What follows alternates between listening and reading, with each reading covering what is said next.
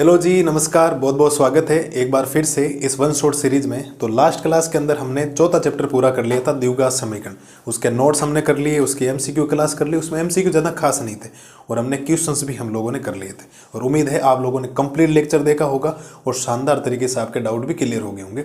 आज एक चैप्टर थोड़ा सा बच्चों को परेशान करने वाला चैप्टर होता है, जिसका नाम है समांतर श्रेणी, जिसको अरिथमेटिक प्रोग्रेशन और शॉर्टकट में बोला जाता है एपी। क्या बोला जाता है? शॉर्टकट में एपी बोला जाता है। इसके नोट्स इतने लंबे नहीं है, घंटे भर से पहले वाले क्लास 40-45 मिनट में ही नोट्स पूरे हो जाएंगे। इसके जो क्वेश्चंस होंगे वो आपको आनंद आएंगे। पहली क्लास है तो पहली क्लास सब बच्चों को पता है, जो रोजाना देखते हैं। ये नोट्स यानी इंट्रोडक्शन की क्लास है।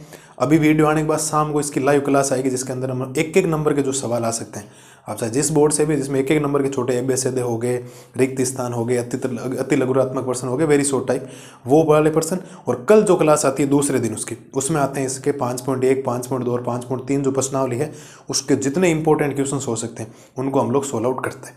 तो शुरुआत करते हैं इसके बेसिक जानकारी की। ठीक है, पहली बात तो आप अगर नाम से ध्यान से देखोगे ना,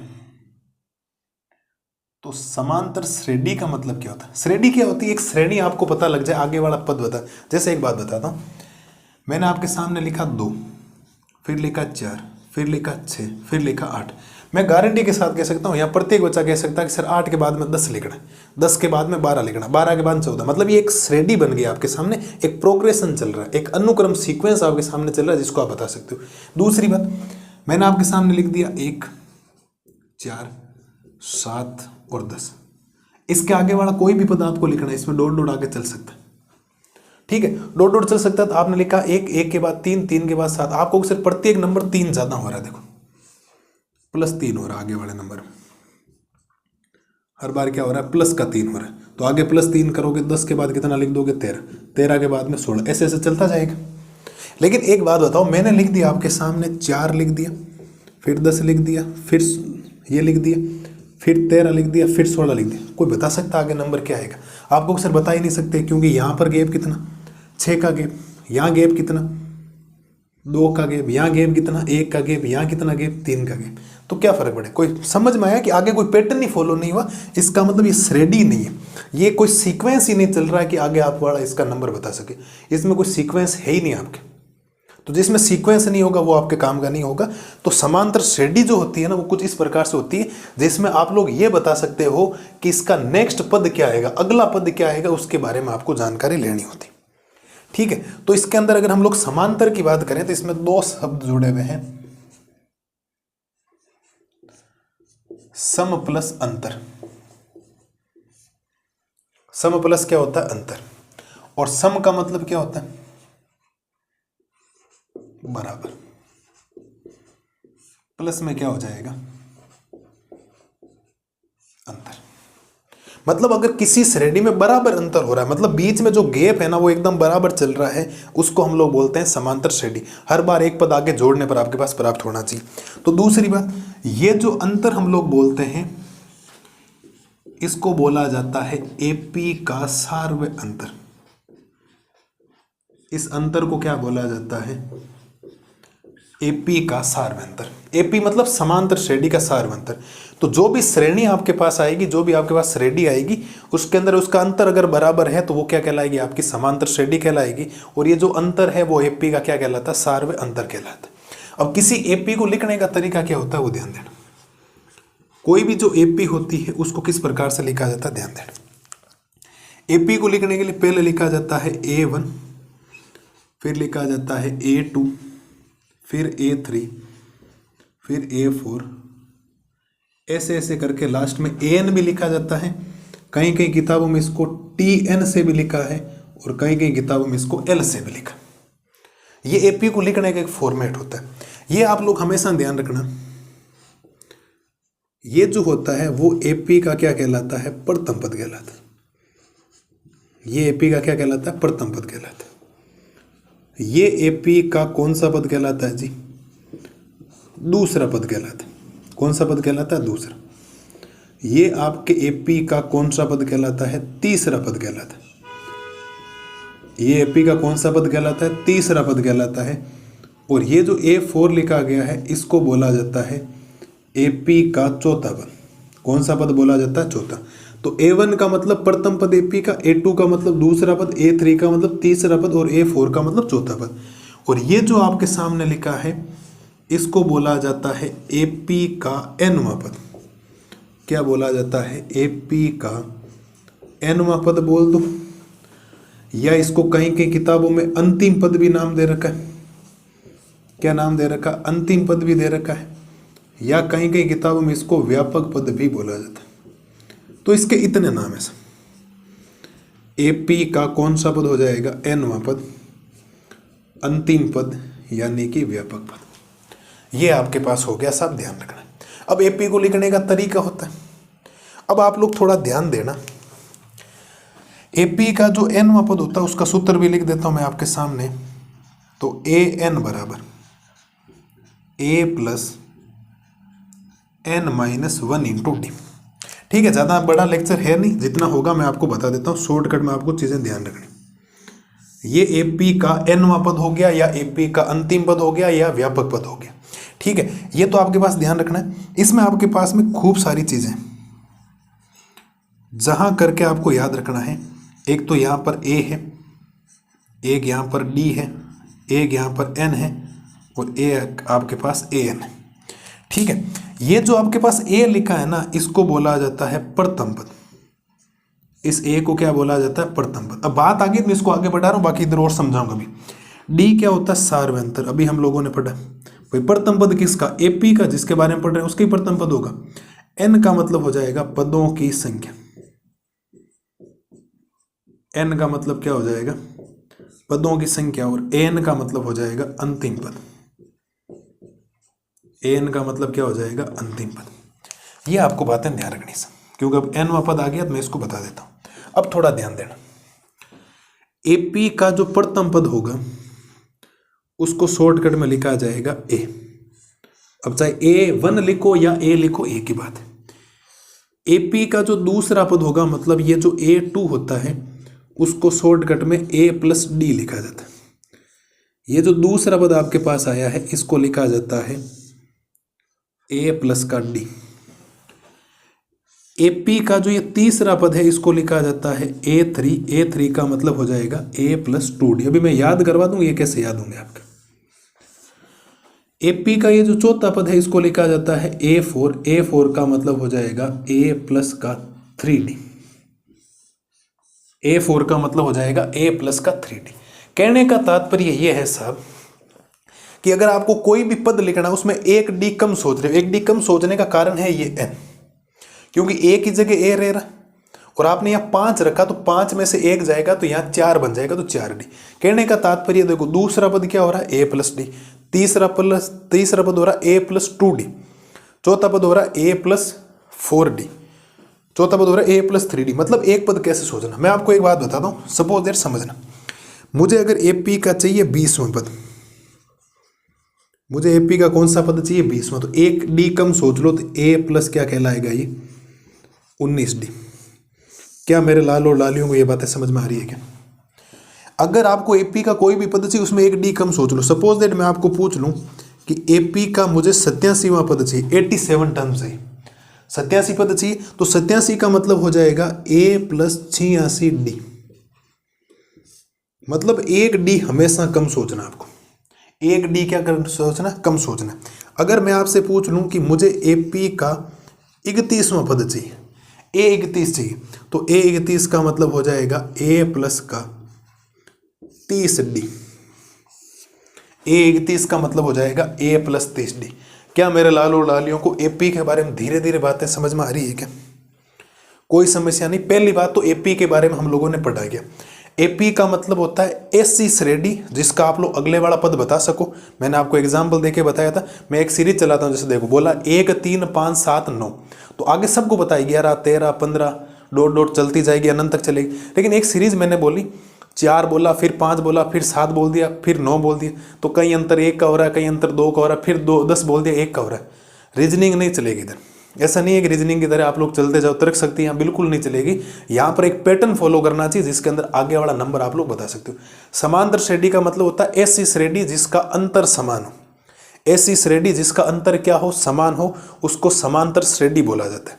परिभाषाएं वगैरह मैंने डिटेल से सारे वीडियो बना रखे, या आपको एक रैपिड रिवीजन के तौर पर बता रहा हूँ। ऐसी श्रेणी जिसका अंतर समान हो उसको समांतर श्रेणी कहते हैं। समांतर श्रेणी को लिखने का तरीका ये होता है A1 A2 A3 A4 dot dot AN TN या N। एन क्या कहलाता है? एपी का एनवां पद, अंतिम पद या व्यापक पद, इसको ऐसे लिखा जाता है। इसमें 4 वैल्यू, ए मतलब प्रथम पद, डी मतलब सार्वंतर। ये जो एपी का अंतर होता है उसको एपी का कौन सा अंतर बोला जाता है? सार्वंतर। और सार्वंतर को शॉर्टकट में क्या लिखा जाता है? डी। और इसका सूत्र हमेशा याद रखना, A2 माइनस क्या हो जाएगा? A1। डी ज्ञात करने का सूत्र हो जाएगा A2 माइनस A1। मतलब दूसरे वाले पद में से पहले वाला पद घटाओगे तो आपको सार्वंतर मिल जाएगा। बहुत काम की चीज़ है, इस बात को ध्यान रखना। तो दूसरा पद आपके पास मिल गया। फिर ये एपी का प्रथम पद है, ये दूसरा पद है, ये तीसरा पद है, ये चौथा पद है, ऐसे पांचवा छठा अनंत पद तक चलते जाते हैं। तो दूसरे पद को A2 से लिखा जाएगा। A2 मतलब A प्लस डी। हमेशा एपी का कोई भी पद लिखते हुए जिस पद के ऊपर आप जा रहे हो उससे एक डी हमेशा कम सोचना। जैसे सपोज दैट आपको चाहिए, आपको कोई भी एपी का पद चाहिए, जैसे एपी का 100वां पद आपको चाहिए, A100 चाहिए, तो इसको लिखने का तरीका हो जाएगा A प्लस 99 डी। हमेशा ध्यान रखना, एक डी आपको कम सोचना। एक डी हमेशा आप लोग कम सोचेंगे तो आपको एपी का कोई भी पद मिल जाएगा। आपको अगर एपी का चाहिए 78वां पद चाहिए, A78 चाहिए, तो A प्लस क्या हो जाएगा? 77 डी। आप इन बातों को बिल्कुल हल्के मत लेना, आपको सिर्फ इतने एग्जाम्पल देने का जरूरत है। बच्चों को ज़्यादा अंदर पता ही नहीं होता कि एक्चुअल में पद लिखा कैसे जाता है। इस सूत्र की वैलिडिटी बहुत कम हो जाएगी अगर आपको ये चीज़ें शॉर्टकट में पता होगी तो, और कर सकते हैं, कोई समस्या नहीं। तो हमेशा जैसे देखो, A 20वां पद A प्लस 19 डी, 31वां पद A प्लस 30 डी, 29वां पद A प्लस 28 डी। हमेशा एक डी कम सोचें। कारण ये होता है कि यहाँ n में से एक घट रहा है, तो आप जिस पद पे जाओगे उसमें से एक पद हमेशा कम करना। जिस पद पे जाओगे उसमें एक पद हमेशा कम करना। और प्रथम पद को A1 बोलो या A बोलो, बात एक ही है। ये एपी के बारे में खूब सारी बातें हैं जो आपको ध्यान रखनी, ठीक है। और एक आप लोग स्टार लगा के यहाँ लोग लिख सकते हो कि अगर A2 माइनस A1 बराबर है A3 माइनस A2 के, मतलब दूसरे वाले में से पहला पद घटाना है और तीसरे वाले में से दूसरा पद घटाना है, ठीक है। तो ये एपी के होने की क्या होती है? शर्त होती है। ये एपी की शर्त होती है। अगर आपको एपी चेक करना है ना, एपी के होने की शर्त अगर आपको पता होनी चाहिए, तो यहां पर आपको ये ध्यान रखना पड़ेगा, ठीक है। खूब सारे टीचर ये भी करते हैं, इसके अंदर एक पद और निकाल लेते हैं, A4 में से कौन सा पद घटाना? A3। कहने का तात्पर्य ये है कि हमेशा पद का ध्यान रखना कि जस्ट आगे वाले में से जस्ट पहले वाला पद घटाना। जैसे कैसे? अगर कोई डी निकालना चाहे तो ऐसा भी बोल सकता है कि अगर 10वें पद में से मैं कौन सा पद घटाऊं, डी आ जाए, तो 10वें में से 9वां पद आपको घटाना पड़ेगा। तो A10 माइनस क्या हो जाएगा? A9। उम्मीद है जितनी बातें मैंने आपके सामने एपी के बारे में रखी हैं आपको शानदार तरीके से समझ में आई होगी। अभी हम लोग एपी के बारे में उदाहरण भी पढ़ेंगे अगली स्लाइड में, उदाहरणों के साथ और समझ में आ जाए। और वहाँ मुझे उसके एपी के प्रकार बताने, सीमित एपी, असीमित एपी, परिमित और अपरिमित होती, उसको बताऊंगा। पहले तो एपी के बारे में ये बेसिक जानकारी आपको ध्यान रखनी। ये मैं अलग से बताता, लेकिन मैंने जब ये बात लिखी तो नोट्स में अलग से बता दी, क्योंकि ये तो पूरा 5.2 का प्रोसेस होता है। सवालों में आपको ध्यान रखना, सवाल बहुत अच्छे आते हैं इसके, आप बिल्कुल हल्के में मत लेना इनको, है ना। लंबा चैप्टर होता है, हार्ड होता है, हम लोग इसको बढ़िया तरीके से वन शॉट में कर लेंगे, कोई समस्या नहीं। ले सब स्क्रीनशॉट वगैरह लो, एक एक चीज़ समझो। पहले शानदार तरीके से एक एक वर्ड आपको समझ में आना चाहिए, मैंने इतना शानदार तरीके से लिख दिया। एपी का जो एनवां पद होता है, अंतिम पद, व्यापक पद, ये होता है, इसके बारे में ये बातें बता दी। अब किसी एपी का अंत से एनवां पद कैसे निकालते हैं वो सारी बातें मैं अगली स्लाइड में लिख दूंगा। फिर एपी के एन पदों का योग है, ज़्यादा कोई समस्या आपको आएगी नहीं, ठीक है। करो सब स्क्रीनशॉट लो फटाफट।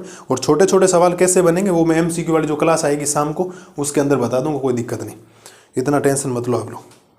आप तो मस्त तरीके से पढ़ो, जितनी चीज़ें आपको पढ़ा रहा हूँ। ले लो स्क्रीनशॉट वगैरह ले लो और इसको कॉपी कर लो पूरा, जैसा है वैसा का वैसा, ठीक है। इस चीज़ को मैं अभी और बढ़िया तरीके से बता दूं, कोई समस्या नहीं, ठीक है। परिभाषाएं वगैरह रटने की जरूरत नहीं, आपको थोड़ा सा ध्यान रखना। और एक बात और देखो याद आ गई जल्द फटाफट में, ये जो सार्वंतर होता है ना, ये आपका धनात्मक भी हो सकता है, ऋणात्मक भी हो सकता है, और क्या हो सकता है? शून्य भी हो सकता है। इस बात को ध्यान रखना, किसी एपी का जो सार्वंतर होता है वो धनात्मक, ऋणात्मक या क्या हो सकता है? शून्य हो सकता है, कुछ भी आ सकता है। उत्तर धनात्मक भी आ सकता है, उत्तर ऋणात्मक भी आ सकता है, शून्य भी। आपको सिर्फ शून्य कैसे? एक बात बताओ, 4 4 4 और 4 डॉट डॉट, अंतर 0 का नहीं है क्या, बीच में अंतर है पता, तो शून्य भी तो हो सकता है, प्लस हो सकता है, माइनस हो सकता है। तो ध्यान रखना एपी का सार में अंतर धनात्मक, ऋणात्मक और शून्य कुछ भी हो सकता है। करो साहब, अब स्क्रीनशॉट ले लो इसका, और फाइनल हम लोग अगले स्लाइड में चलते हैं एपी के प्रकार में।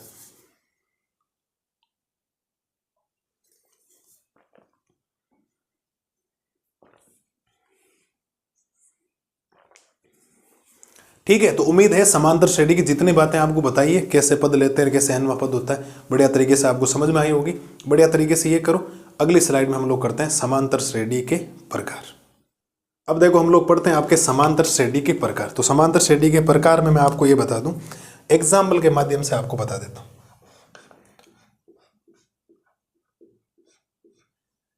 तो एग्जाम्पल आपके सामने लिखता हूं, 1 3 5 7 और डॉट डॉट, ऐसे लिख दी। एक जगह लिख दिया 9 10 11 और 12, डॉट डॉट ऐसे लिख दी। एक जगह आपके सामने लिख दिया 2 4 6 8 और 10, कोई डॉट डॉट नहीं लिखा, आगे ध्यान रखना। ठीक है, एक जगह आपके सामने लिख दिया 1 4 7 10 13 16, ऐसे लिख दिया। एक जगह आपके सामने लिख दिया 10 16 22 28 और डॉट डॉट, और फिर आपके सामने लिख दिया यहाँ पर 52, कितना लिख दिया 52, ये लिख दिया आपके सामने। यहाँ 4 लिख दिया, इधर 8 लिख दिया, इधर 10 लिख दिया, इधर 12 लिख दिया, ऐसे आपके सामने लिख दिया। यहाँ पर आपको एपी का प्रकार बताना, कौन सा किसका प्रकार है। तो दो प्रकार के होते हैं, एक परिमित एपी यानी सीमित एपी होती है, एक असीमित एपी यानी कि अपरिमित एपी होती है। नाम से ही पता है, सीमित का मतलब अगर आप पदों की संख्या सीमित है, मतलब पद रुके हुए, उसको तो हम लोग परिमित यानी सीमित एपी बोलेंगे, वरना वो हो जाएगी असीमित। पहली बात तो हमेशा पहले चेक करना एपी है कि नहीं। आपको सर देखो यहाँ पर 2 का गैप है, इधर भी 2 का गैप है, इधर भी 2 का गैप है, इसका मतलब हम लोग कह सकते हैं ये एपी है। और ये डॉट डॉट आगे चलता ही जा रहा है, इसका मतलब ये हो जाएगी आपकी असीमित एपी। कौन सी एपी हो जाएगी, असीमित एपी बोल दो, या इसको अपरिमित एपी बोल दो।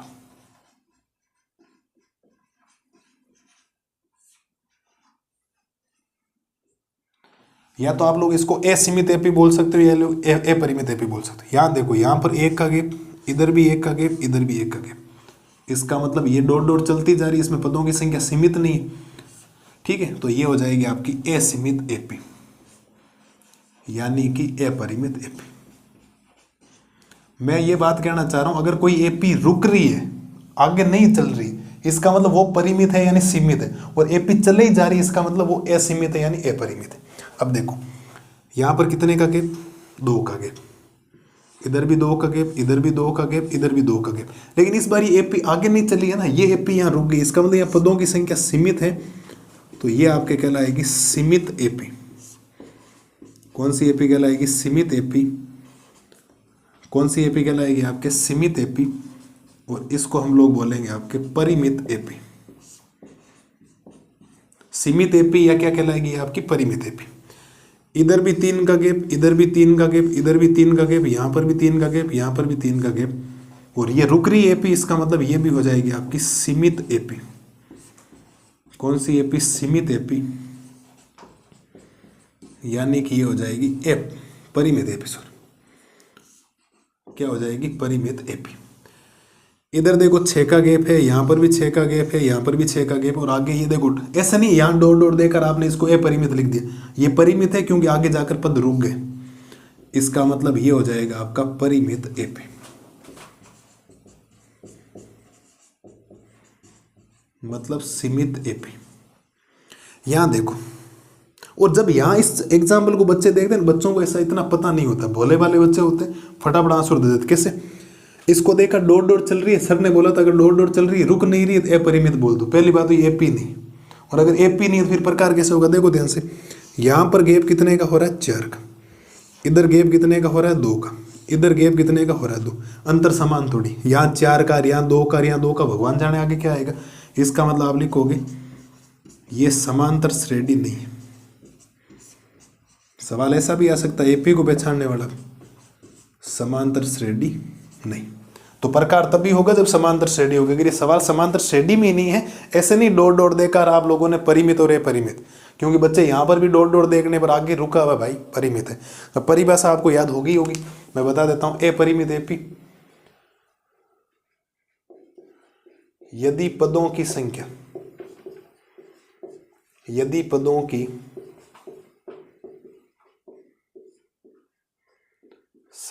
असीमित हो। असीमित मतलब अनलिमिटेड। आपको कोई बोल दे कि आपको अनलिमिटेड खाना है, इसका मतलब कोई रोकने वाला थोड़ी आपको, जितनी भूख है उतने खा लो। परिमित एपी का मतलब हो जाएगा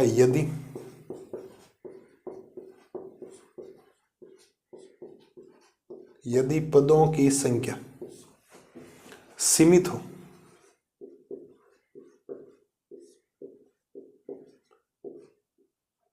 सीमित का मतलब लिमिटेड, तो अनलिमिटेड और लिमिटेड आपको ध्यान रखना। ये सब प्रकार के बारे में बातें हैं। मैंने कोई अलग से हेडिंग लगा के इनको नहीं पढ़ा है ना। हेडिंग लगा के कब पढ़ते हैं? जब हम लोग शुरुआत में पढ़ते हैं, बेसिक चीजें पढ़ते होते हैं। अभी तो रैपिड रिवीजन है। तो कहने का मतलब है अगर पदों की संख्या सीमित है मतलब लिमिटेड है तो वो परिमित एपी या सीमित एपी कहलाएगी। और अगर पदों की संख्या असीमित है यानी अनलिमिटेड है, अनंत की ओर जा रहा है, डॉट डॉट चला ही जा रहा है, उस कंडीशंस में हम लोग क्या बोलेंगे? इसको अपरिमित एपी यानी असीमित एपी बोलेंगे। और अगर कोई एपी नहीं है तो उसको एपी नहीं लिखना। जैसे देखो ये डॉट डॉट तो चला लेकिन ये रुक गया, इसका मतलब 52 इसका लास्ट पद है, इसके आगे नहीं चल रहा है ना, ये आगे नहीं चल रहा है, इसका मतलब परिमित एपी। ये डॉट डॉट चले ही जा रहे हैं, असीमित एपी। उम्मीद है एपी के प्रकार सभी को समझ में अच्छी तरीके से आ जाने चाहिए। स्क्रीनशॉट तो ले लो फटाफट इसका।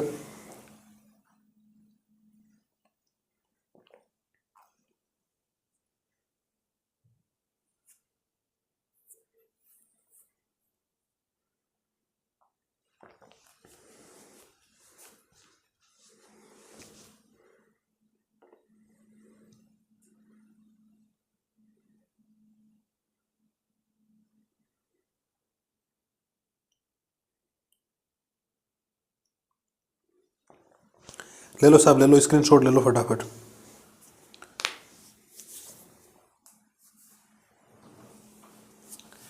ठीक है, तो उम्मीद है मेरे हिसाब से कोई भी आपको समस्या नहीं आई होगी। एपी के कम से कम आपको प्रकार तो पता लग गए होंगे कि एपी के प्रकार कैसे समझते हैं। पदों की संख्या सीमित है तो सीमित एपी है और असीमित है तो अपरिमित एपी है। इसके अच्छे अच्छे क्वेश्चंस हम लोग एपी के बारे में, वो जो एमसीक्यू वाली क्लास आएगी ना शाम को, उसमें आपको शानदार तरीके से मैं समझाऊंगा, गारंटी में, बहुत बढ़िया तरीके से।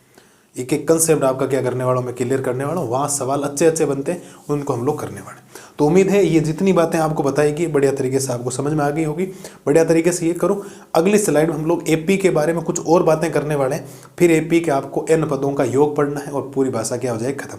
तो बढ़िया तरीके से ये देखो। अगली स्लाइड में हम लोग करते हैं एपी के बारे में महत्वपूर्ण बातें। अब देखो हम लोग पढ़ते हैं एपी के बारे में कुछ और बातें जो आपको ध्यान रखनी। ठीक है, तो नोट में मैं सारी बातें आपके सामने लिख देता हूं।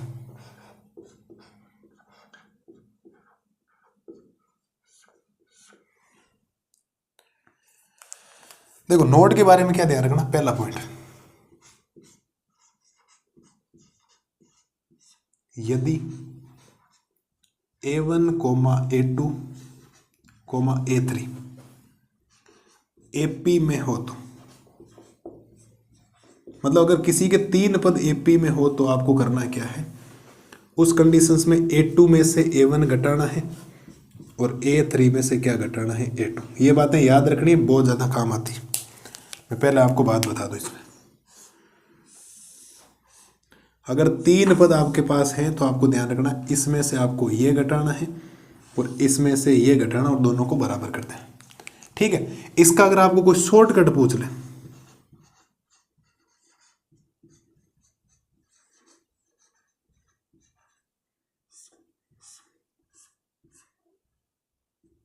इसका अगर आपको कोई शॉर्टकट पूछ ले और सीधा पूछ ले कि बीच वाले A2 का मान कैसे निकलेगा, तो A2 का मान निकालने का मतलब है दोनों पड़ोसियों को आप लोग जोड़ो और बटा में भाग इसका लगा दो 2 का। बीच वाला अगर 3 पद दे रखे, बीच में से कोई पद गायब कर दे तो दोनों पड़ोसियों को जोड़ो और 2 का भाग लगा दो, काम आपका हो जाएगा। इस सूत्र को भी आपको ध्यान रखना, बहुत ज़्यादा एमसीक्यू में काम आता है। ठीक है, तो पहला पॉइंट आपके समझ में आ जाना चाहिए। दूसरा पॉइंट, यदि ज़्यादा अंदर ये चीज़ काम आती है, ये थोड़ा सा कम ही काम आता है, क्योंकि बीच वाला नहीं, कभी साइड वाला पूछ ले फिर गड़बड़ हो जाती। यदि A1, A2, A3, A4 AP में हो तो 4 पद और 3 पद का सवाल बहुत ज़्यादा आता है आपके AP में हो तो फिर इस दूसरे में से पहला पद आपको घटाना, मतलब A2 माइनस क्या हो जाएगा A1, और चौथे में से कौन सा पद घटाना है, तीसरा पद आपको घटाना, और दोनों को कर दो बराबर। इनके सवाल मैं आपको MCQ में बताऊंगा, फिर आपको और आनंद आएगा। अभी के लिए आपको सूत्र याद होने चाहिए, इस बात को ध्यान रखना। ठीक है, 3 नंबर पॉइंट आपको ध्यान रखना है। मेन एपी में क्या होता है, ए और डी होता है। ध्यान, किसी भी एपी में आपको कोई भी सवाल करना चाहिए, एनवा पद निकालना चाहिए, कुछ भी निकालना, उसमें ए और डी होता है। ए और डी के कुछ मान हम लोग निकालने सीखेंगे, ध्यान रखना। एक आपको ध्यान रखना है, सूत्र बहुत इंपॉर्टेंट होता है, एपी का अंत से एनवा पद, अंत से एनवा पद। अंत से मतलब एपी को शुरुआत से नहीं लेकर लास्ट से अगर पूछा जाए तो अंत से एनवा पद आपके पास में होता है। उसका फॉर्मूला आपको ध्यान रखना है, फॉर्मूला होता है an माइनस का n-1 इंटू डी।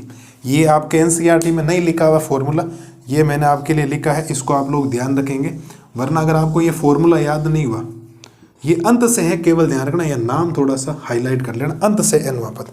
अगर अंत से पूछे, अंत सा मतलब ये कोई एपीएस से लिखेगी, शुरुआत से पूछे तो an बराबर a plus n-1 into D होता है। लेकिन इसको अगर इधर से पूछ ले, उल्टा पूछ ले, तो फिर उसको सीधा करो और फिर वो मान निकालो, फिर वो लगाओ, बहुत लंबा प्रोसेस हो जाता है। आप एपी का अंत से एनवा पद इस प्रकार से निकाल सकते हो। तो ये एपी के बारे में कुछ बातें और हैं जो आपको विशेष तौर पर ध्यान रखनी है। ये एपी के बारे में कुछ बातें और है जो आपको विशेष तौर पर ध्यान रखनी। मुझे नहीं लगता कोई समस्या आपको आएगी किसी भी प्रकार की।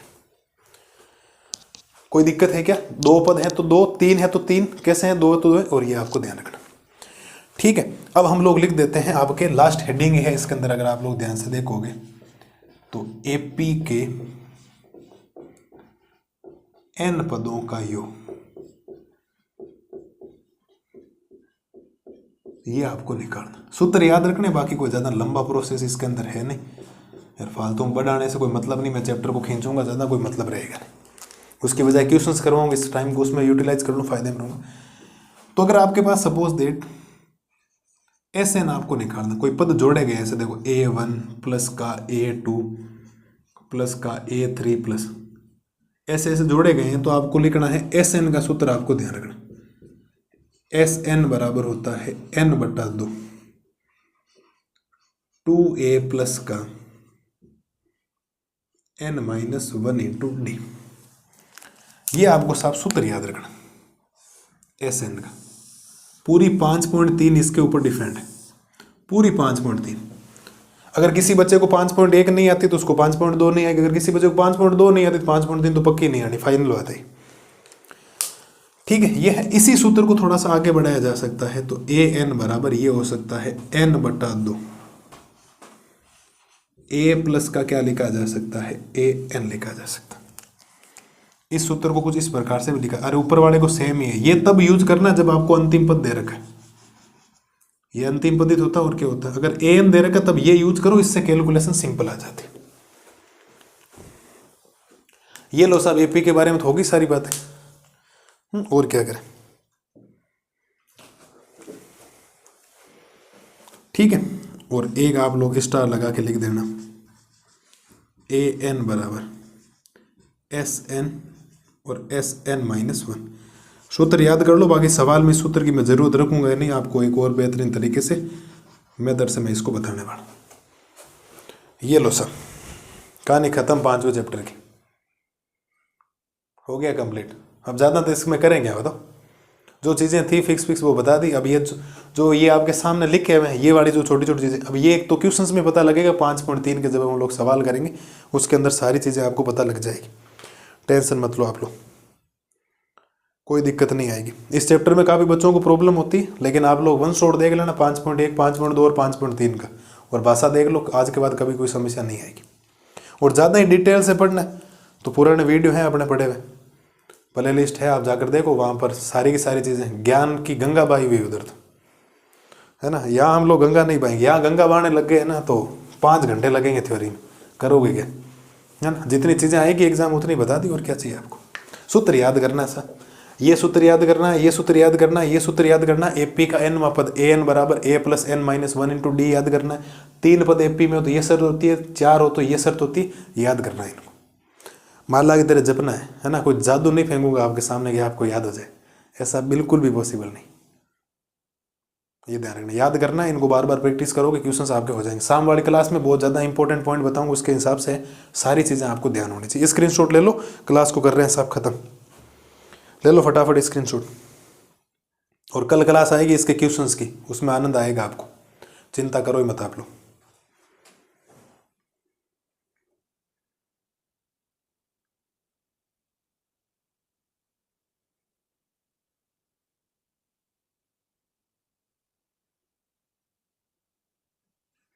ओके जी,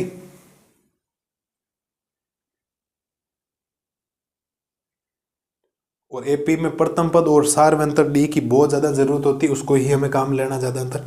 तो उम्मीद है जो एपी के बारे में मैंने 30 से 35 मिनट का जो वीडियो बनाया, बढ़िया तरीके से आपके समझ में आया होगा। इतनी भाषा होती है साहब, इसको लंबा खींचने से कोई फायदा नहीं। आपको सारी चीज़ें बढ़िया तरीके से याद होनी चाहिए, और बढ़िया तरीके से इसके कंसेप्ट क्या होने चाहिए आपको याद होने चाहिए। तो बढ़िया तरीके से ये करना। कल की क्लास में हम लोग आपके मिलेंगे, अभी तो शाम को लाइव क्लास लेनी इसकी। कल की क्लास में हम लोग 5.1, 5.2 और 5.3 के जितने इंपॉर्टेंट एग्जाम्पल्स और क्वेश्चंस बन सकते हैं उनको हम लोग सोल्व आउट करने वाले हैं। तब तक मस्त रहिए, स्वस्थ रहिए और बढ़िया तरीके से रिविजन करते रहिए। Thank you. जय हिंद, जय भारत।